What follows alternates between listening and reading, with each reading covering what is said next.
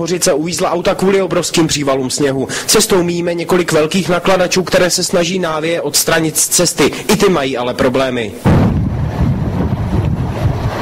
V kopci za Sadovou sami zapadneme a trvá téměř 2 hodiny, než se nám podaří dostat se ze závějí. Konečně dorazíme ke Klenickému kopci. Posledních 500 metrů musíme po svých. Tohle je hlavní silnice z Hradce Králové na Jičín. Desítky automobilů tady zapadaly už včera večer. Na lidi v nich čekala hrůzostrašná noc. Jsme měli strach, co se bude dít, jestli pro nás do rána přijede. Měli jsme pití, nic jsme neměli. Ten, komu vystačil benzín, byl král. Znamenalo to totiž teplo. Komu pohonné hmoty došly, musel spoléhat na pomoc ostatních. Nikdo neví, co se děje. Volali jsme na všechny strany a nic moc. Tady autáky, co byli před náma, zapadly.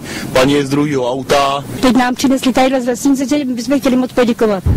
A co přinesli? Čaj. V koloně aut je zasypána i tato sanitka. Naštěstí nikoho nepřevážela. Její posádka ale asistovala při záchraně řidičky, která uvízla právě za ní. Bylo otrávena nějakýma mezijovýma splodinama, to se nikam neodvádělo. Pro 44letou ženu nakonec letí vrtulník. Nikdo jiný se sem totiž nemůže dostat. Si zapla topení a vzhledem k tomu, že bylo auto zřejmě zapadaný sněhem, tak se nadýchala z plodin výfukových, takže jsme ji museli převést na vyšetření. Vrtulník se na místo ovšem vrací znovu. Pilot i lékař obcházejí jednotlivá auta a kontrolují zdravotní stav všech uvězněných lidí. Zjišťujeme, oblítáváme situaci, jestli někdo další nepotřebuje naši pomoc.